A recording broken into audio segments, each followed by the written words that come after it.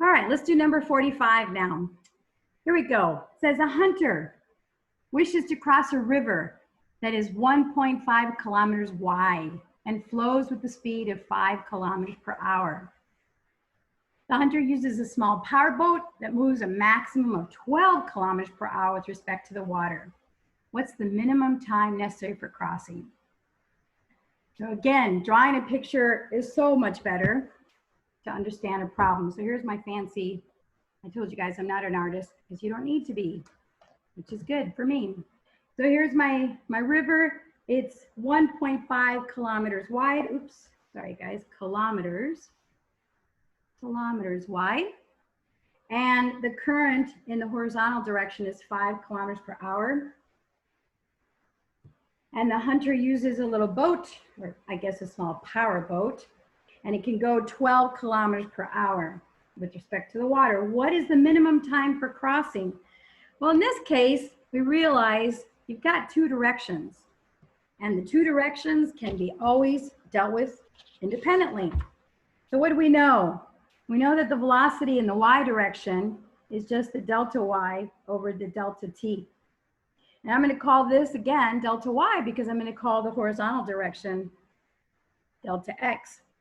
So I multiply delta t to both sides and then divide v sub y. I get delta t is equal to delta y over v sub y. Okay, so I know that I've got 1.5 meters, and I know that the velocity, the most that he can do is 12 kilometers per hour. Oh, this is kilometers again, sorry. Kilometers per hour, 12 kilometers per hour. So I have 1.5 over 12. Kilometers cancel out and the hours goes upstairs. So what do I end up with?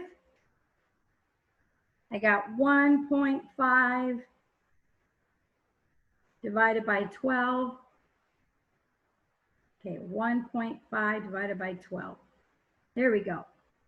0.125 hour. What does that mean? Well, let's just make it have some meaning. 60 minutes to an hour. So I multiply that by 60 because my hours cancels out, times 60, and I come up with 7.5 minutes. So that's how long it took to go across the water. So it turns out I didn't need this information, superfluous information, because I'm just dealing with the information to go across. So I just had to deal with the y component vector. Okay. All right, last problem, number 46. Let's read the problem. 46. A swimmer can swim in still water at a speed of 9.5 meters per second. He intends to swim directly across a river that has a downstream current of 3.75 meters per second. What must the swimmer's direction be? What must the swimmer's direction be? And what is his velocity relative to the bank? All right, so direction and how fast does he need to go? So this was similar to the other problem. We're going to draw some vectors. Here's my fancy picture. Kidding, not fancy. Okay, here's my river. We got the current going to the east. I just made that decision. Did they tell us that? They didn't. We're just going to decide it's going to the right. And we want to end up straight across. But we know we're not going to do that. If we go straight across, we're going to have diagonally. So the question is, what direction does this swimmer who can go 9.5 meters per second go and then end up going straight? So we want the resultant vector to be going straight. And we have this vector. That's the one we want, the resultant vector. And we have this vector. We'll call it the current. I'm going to call it B. And we want to know where A is. Okay, remember, A plus B, start where you start and where you ended, that's your resultant. So we want to know where should my A be so my resultant is actually straight up. So similar to the other ones, why don't we subtract? If I know that A plus B is equal to R, let's just subtract R minus B to get R minus B to get A. Okay, so we know the B is going to the right, So a negative b, let's do this. R minus b is the same thing as adding r plus a negative b. All right, so we need to just add my r, which is the resultant, to the negative b. This one's supposed to be perfectly vertical. Doesn't look so vertical. Perfectly vertical. All right, to the negative b. So we're going to add this. We're going to call it resultant. And we're going to add it to the negative b. And my negative b is this way. All right, so start where you start, end where you ended. So now I know that I need to go in this direction. Let's call it northwest. Cool. So I know that I need a northwest direction. Okay, so let's do that. Let's make a northwest direction vector. That's 9, supposed to be 9.5 meters per second. And now I'm going to add it to the current. Obviously, I'm not doing it to scale here. Trying though, somewhat. All right, there's my, and this one's 3.75 meters per second. Start where I start, end where I ended, and I end up supposed to be, here, we'll make it work. Here we go. That's really where we started. There we go. So, there we go. So my resultant is going straight across. Yay!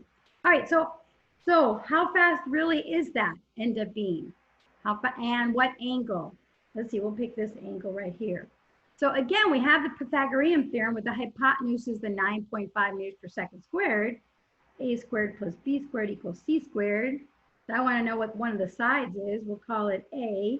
So A squared is equal to C squared minus B squared. So I know that my R there is square root of 9.5 squared minus 3.75 squared. All right, let's do that. Turn it on. Square root 9.5 squared minus 3.75 squared. Oops, caramba. Oh, that's why. Okay, we need to be careful. Here we go. 9.5 squared minus 3.75 squared. I end up with 8.73, let's say. And what is this? What units are we talking? Meters per second. Okay, 8.73 meters per second. All right, so now the question is, what's the angle? All right, you got choices. You don't have to pick the one I just wrote. You could have written this one here, but I got the theta there. And let's see, I'm going to pick these numbers just because of the numbers they gave me. So I know the sine of theta is opposite over hypotenuse. So that's 3.75 over 9.5. So what's my theta? I'm going to go arc sine of 3.75 divided by 9.5. 9.5. There we go. So I have 23.25 degrees. What is that? West of north. West of north. And let's see, I'm going to check. All right. Now, interestingly enough, I got something different. I got 23.3 degrees was what we got. Yeah, that's right. All right, upstream from straight across. Okay, upstream from straight across, what they say.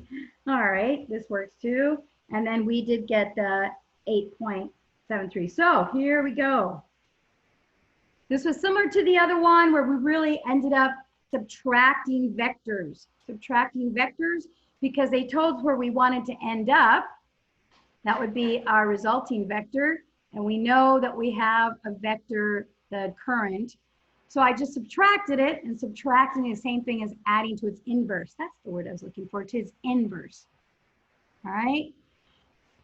Pretty straightforward. You've got your Pythagorean theorem, and then of course we figured out the angle. And that's all we have.